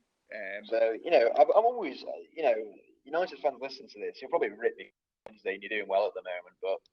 I'm always telling how it is. In fairness, Duncan, I think you've done a better job so far than me. I think I'm probably not in the good books of Bristol City fans or Leeds fans. I think you're making a lot of enemies, aren't you, mate? Norwich fans probably aren't your biggest fan. Bristol City, just anyone burning a lot of bridges already, aren't you? Yeah. No. As we are both impartial in that. I honestly, look, hand on heart. Norwich. Leeds, you had great seasons last year. I respect your clubs. I'm almost making it worse by protecting it, isn't it? But no, I think they had some great seasons. I actually just genuinely just love the Championship. I love it. I love the division. Even if Wednesday got promoted, I'd still watch it. Honestly, yeah. It's a great division, most unpredictable division in the world. And very underrated. And there's a reason it's like this. I can't remember if it's the second or the third most watched division in the world. I think it's the third. And there's a reason for that, Anyway, I'll let the host continue his. Thank you. His order. Do my job finally. Jeez. Yeah. So next, we've got table finish predictions. Now, I think this is where I'm going to look the most foolish, if not already. We're all going to. This is the bit that everyone knows. No one's taking this seriously, really. Along the transfer window's still open. Score predictions later on, which are going to go terribly wrong as well. Yeah, we've not had a ball's not been kicked yet, and the transfer window's still open. And Stoke made a fool out of everyone last year. Norwich made a fool out of everyone last year. Sheffield United did. Yeah. Sunderland did the year before. It's all just fun and games at this point. So let's have a laugh about it now, and a laugh about it. I think we should do it. I think we should do it reveal from bottom to top. And, yes, I agree. And, I don't know if anyone's seen, but on Sky Sports they released. I mean, I know we've seen them. Oh God, I know what this is. About this. And there's a reason we're going to start at the bottom. The fans apparently really. Is it the fans? Readers had the opportunity to vote. Yes, it's the fans. Yes, readers had the opportunity to vote, and they voted what they think the table's going to be. So we're going to compare ours to theirs. Who should we go with first? Let's go with yours first. Who have you got bottom? Rock bottom. I'm afraid to give you this bad news, guys, but Charlton fans listening, I think you're going to be rooted to the bottom of the table come May, unfortunately. Ouch. I've gone for Charlton Athletic. And to be honest, and I'll say this right now, I'm just going to say, don't get me wrong, I could easily see staying up. I could see this is the hardest set of teams to pick who's going to get relegated I've had in years. I could not tell. There's no clear candidate for me, but if I had to say, I'd probably go Charlton just because of the transfer business and a lot of the players they had last season. Yeah. And not there anymore. A lot of them are loan players, and they've sold some of them. Top play, I'm just not sure they have enough to stay up. Yeah, but, you're absolutely right. I think you're bang on. I've got the same, for the same reasons. Charlton, I'm afraid. As you said, Duncan, I hate to break the bad news to people. However, speaking of bad news, the fans voted on who would finish bottom. And Duncan, I hate to break it to you, but you're going to finish bottom, I'm afraid, Sheffield Wednesday. Well, I just when I read that, what is wrong with you people? Like, who voted for that? Like, I know I'm a Wednesday fan and I'm biased, but do you know nothing about our club? Do you know nothing about our club? Like, the seasoned veterans we've got in our team that have got us to back-to-back playoff. You're going to go off back-to-back playoff pushes. I'm not getting me wrong. I'm not deluded. I don't think we're going to be pushing for promotion this season necessarily. Well, I don't. But with the experience is there. I don't think the team is way too experienced to be finishing bottom of the table. And add to that the additions we made with Kadeem Harris, Moses Odubajo, and Julian Bourne. I think we'd be doing very, very well, or ironically not well, to be finishing bottom of the table. Based on that, that's just madness. And they've also, I think they've put Hull and Birmingham as well. That's just in the relegation zone. Yeah. Madness. Sorry if I've just spoiled that. If that was the order you were going to go in, but anyway. With what? Sorry, 23rd. Yeah. No, it was in. That was sorry, the fans. Yeah. But anyway, for both of them, you did. We'll go a bit. So what was you with Charlton? Yeah. I was trying to pretend it didn't happen, but it's fine. Yeah. Anyway, we'll run for it. Yeah. 23rd, I have Blackburn. I have Blackburn. Blackburn. Yeah. Wow, I was not expecting that. Yeah, I'm sorry. It's one of those ones where I think they had that. I think Tony Mowbray is one of those managers that I don't think he's going to drive them forward. He's one of those ones that I don't think he's wanted to start producing loads of really good results. So I think this year. No, I'm not sure about him. But I don't. Luton and Barnsley are coming up a good team. So some teams have got to go down. I just think they're one of the worst. Yeah, true. I know what you mean. But I don't. That surprised me actually. I've actually gone for Millwall in 23rd, which I'm actually starting to regret a little bit after they've made the signings they made. But yeah, I don't know. Before they made the signings, with Bielkowski. And who was it they brought in? Was it Matt Smith? And they've got two massive target men up front now. Yeah. Who were going to score. It's quite clear, obvious to me. Lee Gregory they've lost, yeah. So. But Matt's like, I've forgotten the other one. This is really embarrassing. Millwall fans, tell me how wrong I am, because I've completely forgotten your other signing, the other big striker you've got in, alongside Matt Smith from Keith. But yeah, since then, I could definitely see them staying up. But at the time, before the signings are made, I put them in 23rd. But anyway, we'll try and move a bit faster because obviously we're only 2 teams in at the moment. But Oh, yeah. so what's about Bodvarsson? Is it Bodvarsson? Bodvarsson, yes, from Reading. That's the one. Yeah, that's it. Sorry, so I was confused who you were on about for a second, and then yeah, that's the one. I think that's. I rate this signing. And they got Mahoney, so as you mentioned earlier. Mahoney, exactly, yeah. And Bielkowski in that, so Yeah. I think they've got the foundations there for survival potentially, but I could see them going down still. I'll back my choice. Yeah, I've got the 22nd, so 22nd. I've got Wigan in 22nd. Have you? Actually, Interesting. Yeah. I think they're going to go. I don't think. I as soon as I put this, because once we set them, we agreed with each other, didn't we? We're just going to set them. Yeah. And as soon as I'd written it, I look at it and went, I should have changed that. I was thinking that Wigan maybe should have been there, but I've got to stick to my guns. Let's reveal. At 21st, I've gone for Barnsley, and I don't know why I did that. Because I could see them finishing a lot higher actually. Yeah, I didn't. And I didn't go that low. Interesting. I went Birmingham. Birmingham, I almost put there. Yeah. Oh, sorry. 20th. Every fans. You did mention the two. To be fair, you kind of ruined that, but Hull and Birmingham. Hull, I think, is a bit outrageous in 23rd.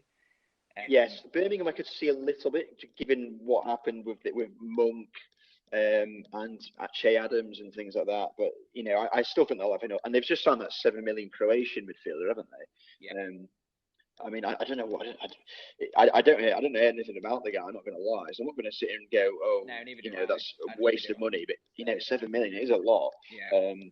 So hopefully it pays off for you a bit. Put it that way. But that's the kind of thing I'm worried about being. You just throw money around like that for random things like that. I just think that could have been spent more wisely, perhaps. Chucking $7 million at one player. I don't think that's going to change their fortunes completely. But anyway, I'll go for the answer. 20th. I've put Reading. 21st, actually, the fans had Huddersfield. What do you think of that? That, to be honest, right, I'm not going to. I'll defend them here. In the Huddersfield, to me, are the hardest team to predict this year. They are. I have no idea where they're going to be, but I think 20. I don't think they'll finish 21st. We could be laughing at the end. They might be a Sunderland and go straight down. Yeah. But I don't think they'll be that low. And then fans have got 20th Millwall. Who have you got at 20th? Reading, I've gone for. I could see Reading finishing higher, but I don't know. I think they've got enough to survive, and they could surprise a few people this year. But no, I've gone Reading at 20th there. Yeah. Interesting. I went for Luton, and I'm regretting that one, but we'll see. Okay. Actually, I'm not regretting it. I think that could happen. Yeah. I think that could happen, and that's just purely from the issue of there is there's only so far you can go when they've made some good signings, but it is still a League One team coming up to the Championship. You're going to struggle a little bit, so not always, but I think I think they for sure. 19th, I've got QPR. Okay, yeah, a lot of these teams I jumble around a little bit. 19th. Well, here's the thing. I think once you reach probably this mark, you could put anyone anywhere for a while. Exactly.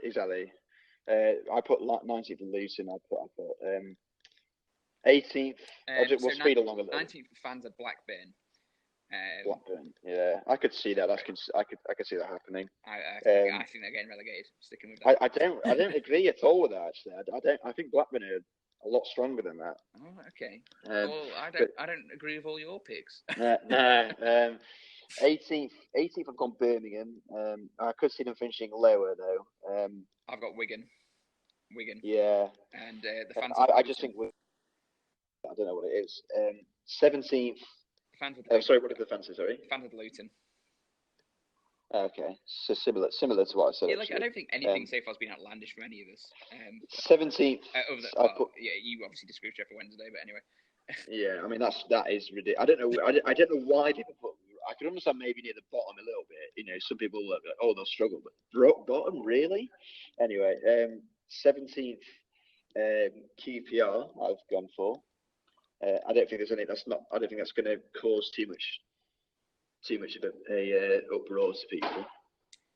So. Do you know where I've got 17th, and you're going to be shocked by this? Because I'm a bit controversial like this. I got Preston. Really? Yeah. To be fair, I don't think that's too bad of a shout. I think they could struggle this year. They've not done much transfer business, have they? Really?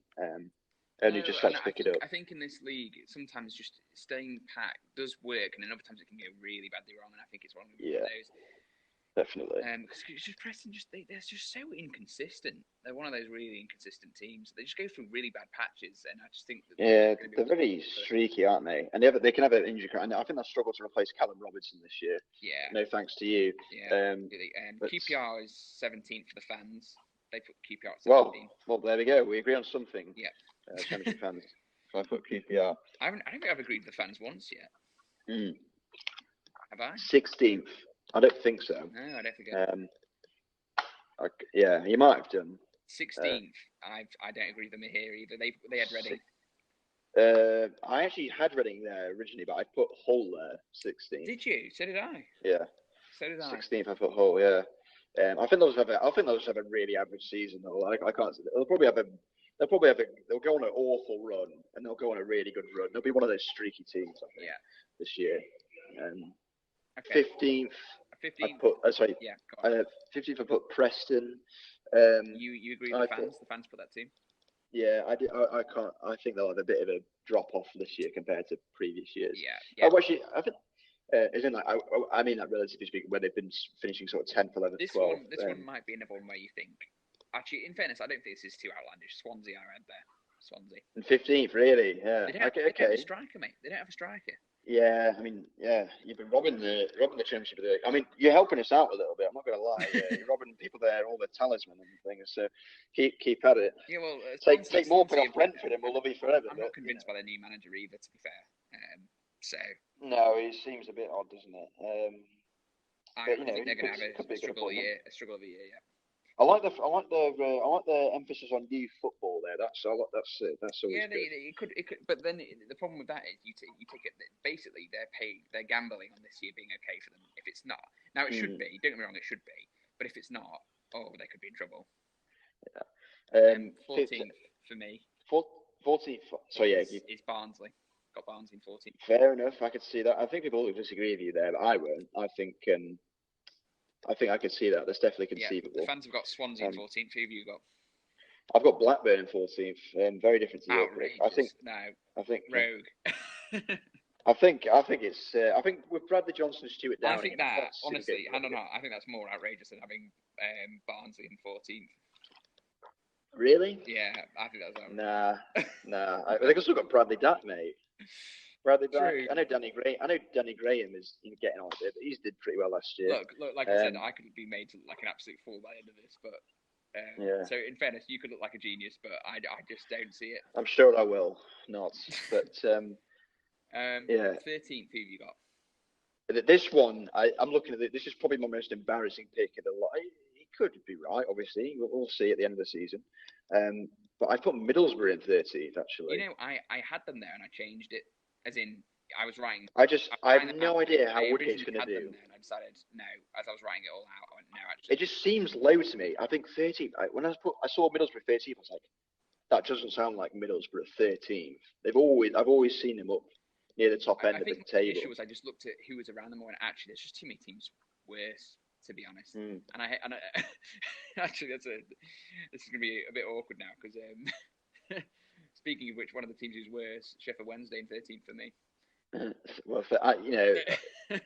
I could see that, to be honest. I could see it being another sort of mediocre year. I just think I literally just look at your team, mate. I'm sorry. I just think you're really average. I agree. I think we are quite average, which is why I find it ridiculous that people were tipping us for the bottom of the table because we're nowhere near that level. But equally, I don't think we're going to be. We're not going to be challenging. You could be one of those teams that takes everyone by surprise, though. You never know. We could be, with these additions we've put in. And the fans of Forest, which I think is a bit low.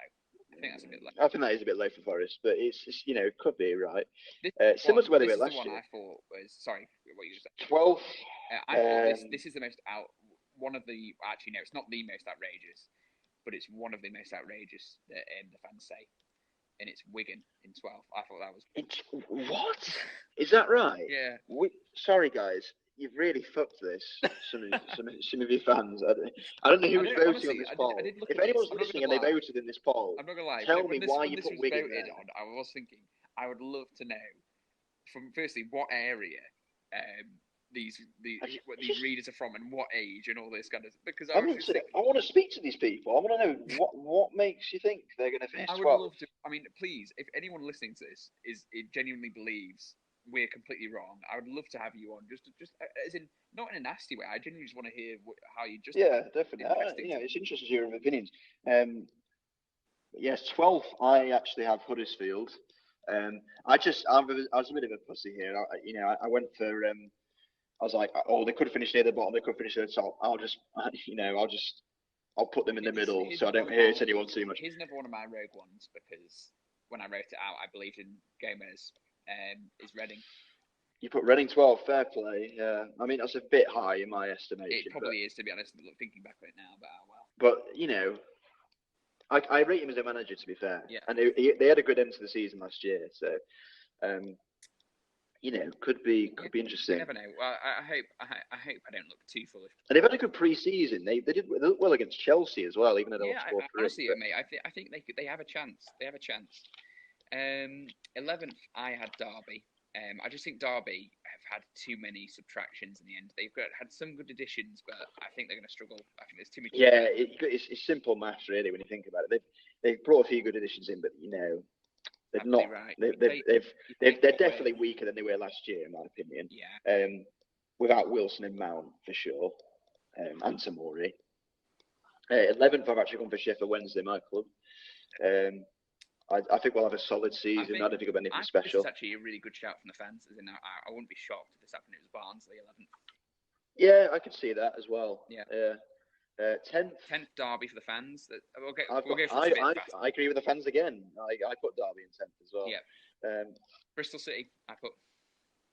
Fair. Yeah, I could see. Yeah, I think they'll have a solid season. Bristol City. 9th, I've put Nottingham Forest. Okay. Yeah.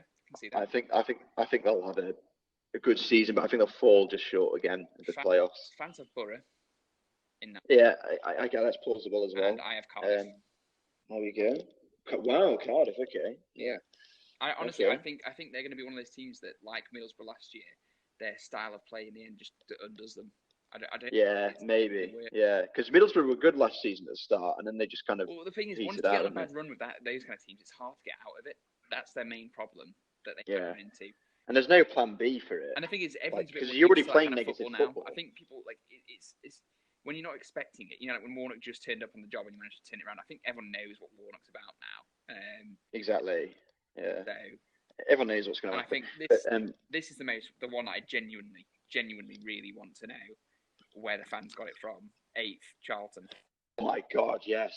What the hell were people thinking? Genuinely. Sorry, by the way, if anyone here who's listening has a genuine reason, I would either send us an email. I'll give you out the email at the end. Send us an email, or just let me know, and I'll try and get you on the show, or just a soundbite of you on the show next week, or whenever you send it to us about why you thought Charlton would finish 8th, because I just don't get it. And by the way, you might have a good reason. I'd love to hear. I'm honestly. It's beyond me. I don't know what would possess someone to say that we're going to finish 8th. Do you think some of this was a wind-up? Do you think they were just like, screw it, let's just go absolutely crazy? Let's just see. I think it's right, because when you read the article, it starts at the top, doesn't it? And I remember reading the top 6, and I thought, yeah, I agree with this. And it got to 8th, and I was like, nope. Yeah. Like, Charlton in 8th. Like, this. Sorry. Do you think there's just a lot of Charlton? Do you think there's just a lot of Charlton readers in the Sky Sports? Maybe they were. I don't know. I'm not saying. I don't think. Honestly, I like Charlton. I hope they stay up. Yeah. And I think they could do, but they're not going to finish 8th. Like that's getting a bit ahead of themselves. Who have you got in? Who do you have in 8th? I've got Swansea. I'm not sure how they're going to do. I think you're going to. I don't think that's going to happen, mate. I don't. I just unless they get someone in soon who's a good striker. Yeah, I think since McBurney's gone, it's obviously a different story now, isn't it? I did it before McBurney went. To be fair. Yeah. You did. And then 7th. I've got. Sorry, I had 8th. Forest. Sorry, yes, Forest. 7th, I've got Middlesbrough. Okay, I can see that. Yeah, that's what he finished last season, wasn't it? Yeah, I think they're going to have that again. I'm afraid. Yeah, 7th. I've gone for Bristol City. Okay. Just missing out. You're matching the fans a lot more than I have. I don't think I've matched the fans once yet, to be honest, which is classic me, isn't it? Really. Well, I mean, on the basis that Chelsea are going to finish 8th, it might be a good thing that you're not matching the fans. Who knows? A bit rogue by the way, I'm very sorry, Chelsea fans, if you're listening. I don't have anything against you. I just can't see you finishing 8th. It's a little bit like saying. I say, like we were saying before, we love the Championship. We love all the teams in it, but for some of the stuff, it's just hard for us to see where it comes from. It is. I mean, it's the most unpredictable league, so I could just be an absolute idiot at the end of this, and they might finish 8th, or they might, they could win the league. Who knows? But I just can't see that happening really. Right, we have Brentford from the fans. I've got Huddersfield. Wow, okay, big call. I've got this one. This is probably my weakest pick of the top 6. Defend Huddersfield for a second. I think they're one of those teams that they're going to have enough character around that they might just turn this around. Maybe, but they had a very negative year last year, very bad year. True. I don't know. Trust me, it needs to turn around fast. They need to have a good start for that to happen. Yeah, I think they need to have it. It'll be interesting to see how they get on against Derby on Monday. I'm not saying they'll get back up in the playoffs, but I think they'll make the playoffs. Yeah, okay. I've gone. This is my least confident prediction of the top 6, and I've gone for Stoke in 6th. I think they'll just sneak in there at the end. I have no idea how Stoke are going to do. They proved that last year by finishing 15th or 16th or whatever. God knows. 5th Stoke. I had Brentford 5th, so I kind of just I put Brentford 1 up. I've got Brentford in 5th as well. Yeah, I think Brentford will have a very good year. Yeah, I think they've actually splashed out. They've got all the tools to do. Honestly, I could see them challenging for automatic this year. I don't know why. I just didn't want to put them there. I was like, for some reason, somebody was telling me that they won't be there, but I could feasibly see them doing that, which is weird. I never thought I'd say that, but crazy. Right. 4th, fans of Cardiff. I had Stoke. I had Leeds. In 4th. Okay, I didn't. Interesting. That's a bit of a rogue for me there. I think people are raving about Leeds before they get going. You know what? I thought I was going to come out with the more outrageous Leeds takes, but you've given one there. I'm interested. I'm sorry, but people get like outraged like 4th. It's like it's still a bloody good season, finishing 4th. To be fair, absolutely, yeah. You're gonna have a good season if you finish 4th. Like it's not the end of the world, Leeds fans. You could still get up, and you'll be winning most of your games, so it's not all bad. But I just can't see them finishing in the top 2. I just don't think they have a deep enough squad to do. And I just look at, and the thing is, right, I rate their coach, Bielsa. I rate the core of their squad, but I can't see a team with Patrick Bamford as your main striker finishing in the top 2. I'm sorry, I just can't see it. Don't say that name. Don't say that. God knows how they paid 10 million for him and thought that was a good deal. Look. Middlesbrough must have been laughing like all the way. I know. God knows. Kemal Roof, I think, is a great striker, but he has a few injury problems. He was rumoured. Have you seen the reports that he's supposedly in talk that he might be going to Anderlecht? Apparently. Oh, I didn't know that. Apparently, by the way, there's been no reports about it on our end, but apparently there's been loads of Belgian reporters saying that. Oh, really? They need to keep hold of him because they're very short on strikers. Anderlecht of all teams as well. What a strange one to go to. Yeah, you always get those random things. Yeah. And actually, sorry, moving on then. Interesting for Leeds. Fair play to you. I've actually matched the fans with my next 3, which is West Brom 3rd, Leeds 2nd, and Fulham top. I think Fulham have got too much class. I actually had Fulham at 1st originally, but I've got Fulham in 3rd actually. Wow, you know what? It was me the whole way up until the end, and you've just gone outrageous at the end. I love it. Well, I saw them again. 3rd wouldn't be that bad. I don't. No. I'm not saying that. But I just think it's interesting how you've just gone. I could see Fulham finishing the top 2, but I also think they're going to be one of those. They could be a Stoke flop where they've got all this ridiculous players on paper and they just don't gel. I mean, they spent 100 million last year and they got, they had an awful season. But we know what Knockout's like in the Championship. He tears it up. Cavallero will be a good addition, and obviously Mitrovic is going to be banging goals in for fun next year. But I just don't rate their back. I think their back line's going to cost them. They're going to leak too many goals for me to get to the top 2, so that's why I put them 3rd. So who'd you get 2nd and 1st then? 2nd, I put Cardiff. Oh, mate, definitely not. I know. Do you think I'm starting to get that decision a little bit, but you think that kind of football can get him 2nd place?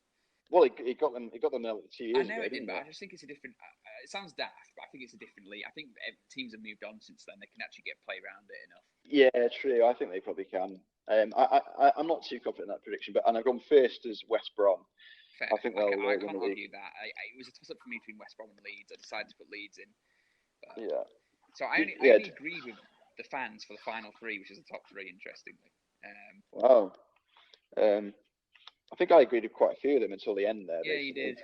You had a bit of it. Me and you kind of flipped to flopped. I was outrageous at the start. You were outrageous at the end. Balances you out, doesn't it? Yeah. Yeah. Well, there we go. So what I think we're we'll going to do with that is a couple of things. We're going to keep a tally. So at the end of the season, we'll score points on how many we got right. Yeah. And we'll see who did Sounds better. Good. And any listener out there who's listening, you can send in your prediction of the table. I'll even allow it after the first week because it's only 1 week of the season. To slysportsfooty@gmail.com. If you send that in, we'll also set up a Twitter, but we haven't got that sorted yet. We'll set that up. Slysportsfooty@gmail.com.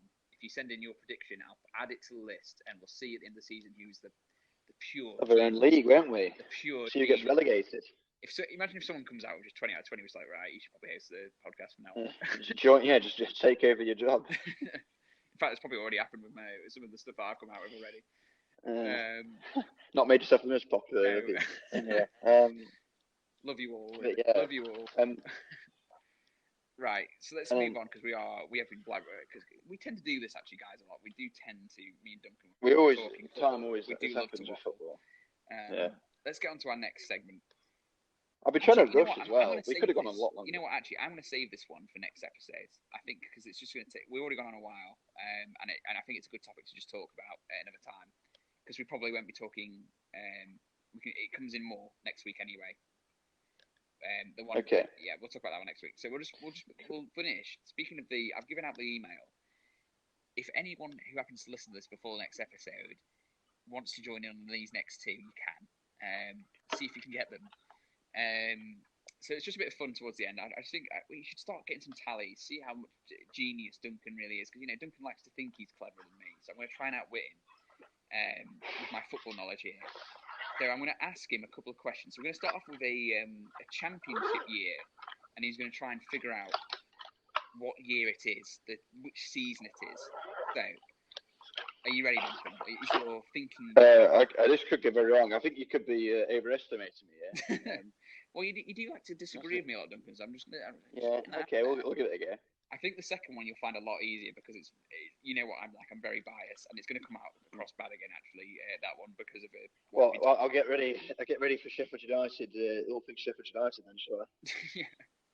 So, it's, what year is it? So if anyone gets this right, bang on, without Googling, I mean, I'm going to have to trust them that they don't Google. I mean, let's be honest, probably some of them will. But if who's saying I won't do it? Try and play along. If you're listening, try and play along and see if you can get it. I wouldn't have got this if I hadn't obviously looked it up. So, here's your clues for the championship. QPR and Norwich were automatically promoted. Next, that's okay. Sheffield United, Scunthorpe, and Preston got relegated. Is this all from the championship? Yes. And Swansea beat Preston in the playoff final. Your last two clues are Danny Graham was top scorer, and there was 4 Premiership teams who were in there. Four other Premiership teams who are there now who were in the Championship then, which is Watford, Leicester, Burnley, and Crystal Palace. What year was it? This is going to be a guess, but I think it'll be like, for instance, 19 to 20 season, like that. Oh, so, yeah. I'm going to say this is a guess, but I think I know the right kind of time. This might be a bit early. Wait, no. Or Norwich up automatically with QPR.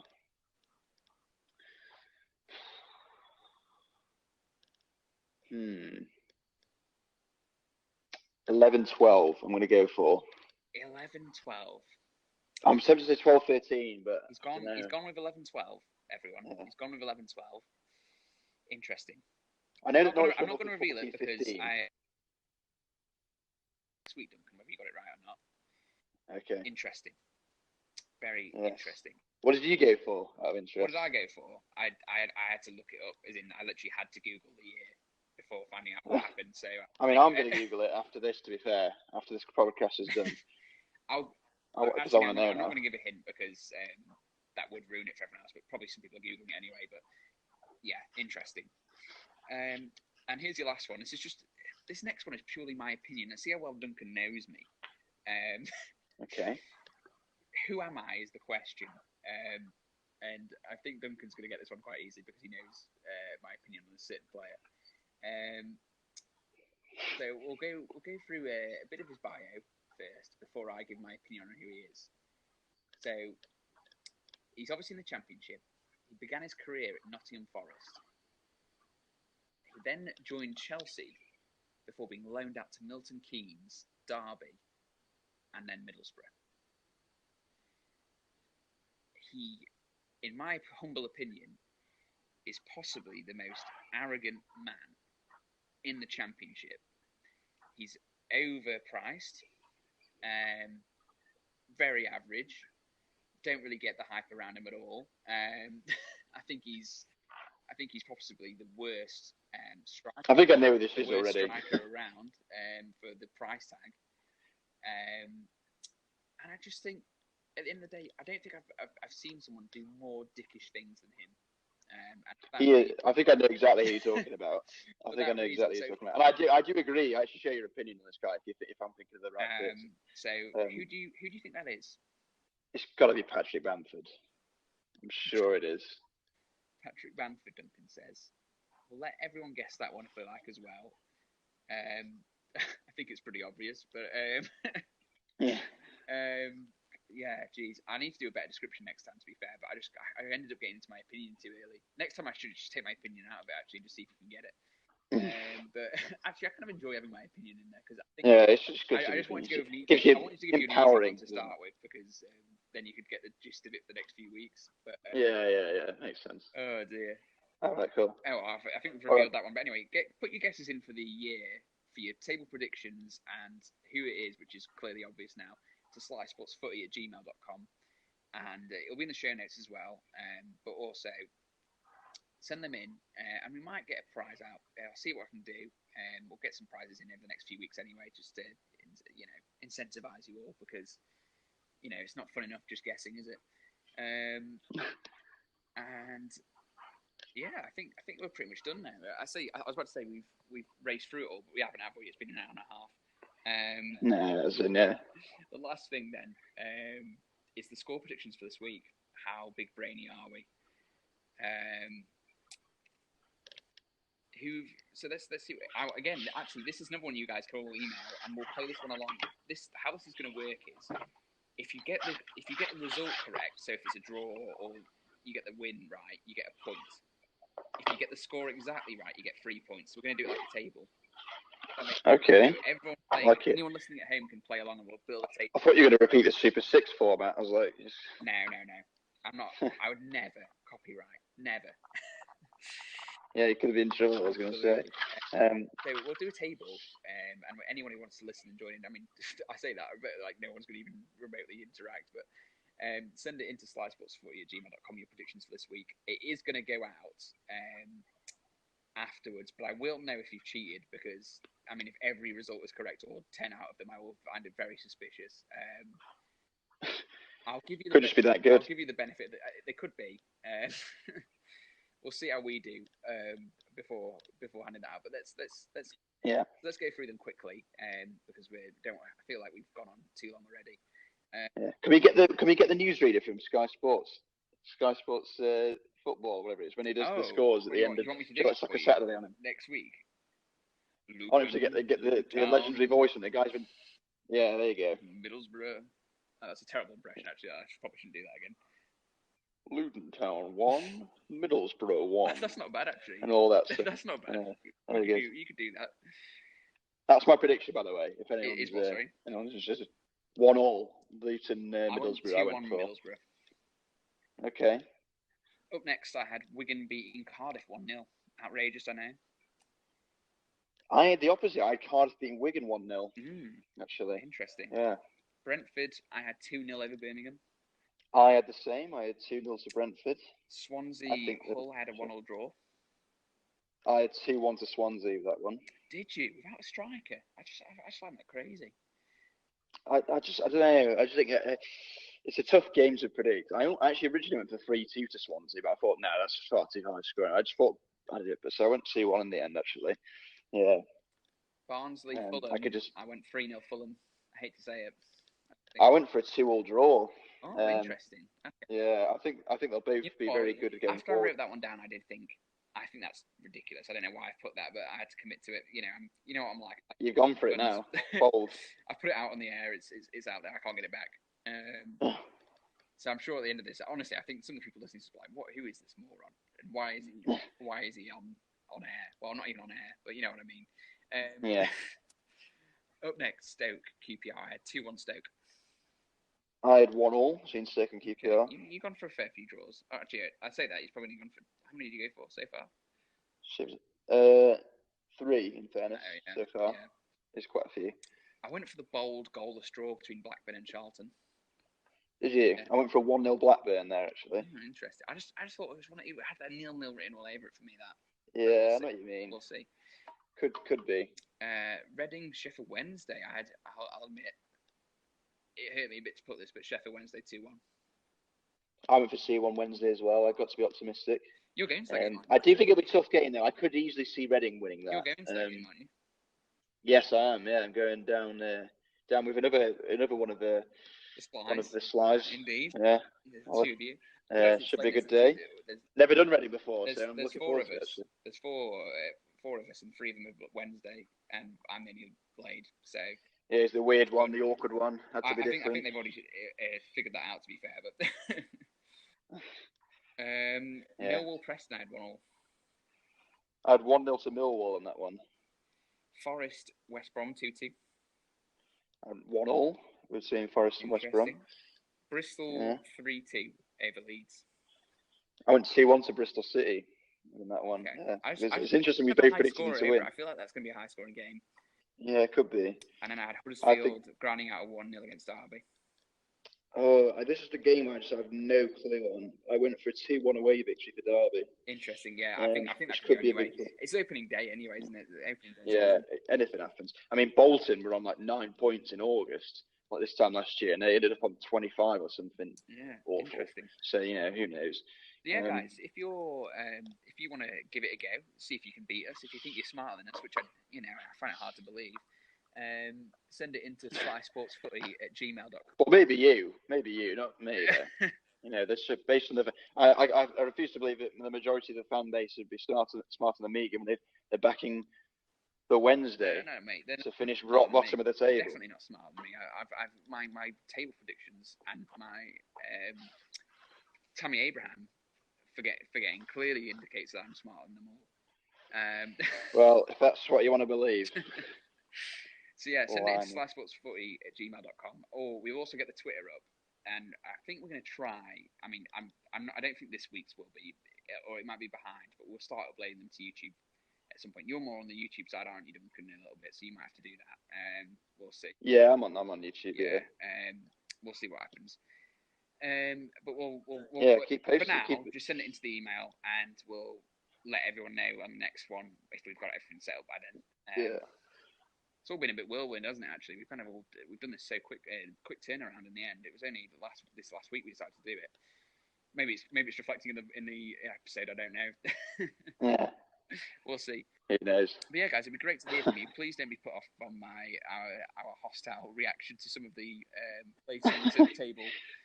It's all genuine. We swear we're nice people, and we actually do like listening to. We're very reasonable individuals. Yes. Or at least half of this are. Yeah. Well, I wonder who you're talking about. So yeah, send it in, and it would love. Well, if anyone wants to write an email about who they'd have put down for any of the topics we've been talking about, I'll put it out on one of our shows, whenever we get it in, and well, it'd be great to hear from you. It'd be great to have some interaction. So yeah, other than that, what have you got plans this week, Duncan? Before we sign off, you're obviously at the game. You're looking forward to that. I'm at the game. Yeah, should be good. I could take a day off work for that. So that'll be good. I'm looking forward to it. I've never done Reading before, as I said, so I'm looking forward to it. Got a good group going. Other than that, I'm literally just being boring, doing in uni every week, doing dissertation work until the deadline which is just after the Millwall game, I think, which I'm also doing in a few weeks. So looking forward. Got a good few weeks coming up. Yeah. What about you? What are you doing? This next week, I've actually not got too much on, luckily, because I should explain, I'm a trainee teacher, so I get summers off. So luckily, I have this summer off to do. Just be planning the show, weren't you, basically? Oh yeah, exactly. Doing your research. Well, you'd have thought so. It hasn't showed, has it? But clearly, you've been exposed already. Yeah, exactly. Who'd have thought? I have other things to do. Yeah. Other than that, I've got a little bit of mobs here and there to be catching up on. Just the general. It's nothing too exciting. To be honest with you, it's just been. It feels like it's been ages since the football's been here, hasn't it? Really. It does. It's been far too long. I'm so glad it's back. I'm lost about it. I'm not going to lie. Yeah. I think it's going to be a great. I'm sure it's what. If there's one thing we can all agree on, as fans and controversial pundits are like, well, I don't know, it's a bit bold calling us as pundits, isn't it? That's probably the most embarrassing comment I've made all day. But anyway, you said it, not me.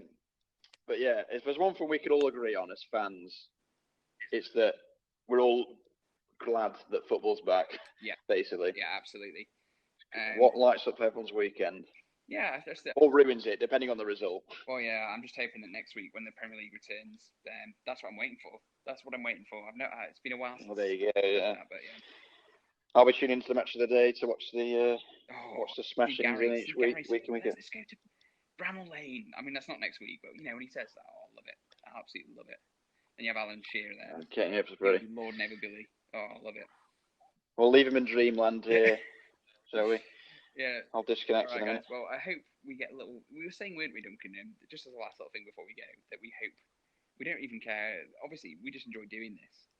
But it'd be nice to get like a little community going. I'm not bothered about getting like thousands of people. It'd be nice to get a little bit of interaction. Yeah, it'd be cool for sure. But we just love talking about it anyway. It's a hobby. We'll still keep it up, but we'll see what happens if anyone listens. Yeah, thanks for listening. If anyone is listening, thanks for listening, and hopefully catch you guys on the next one. Sweet. Yeah. See you later.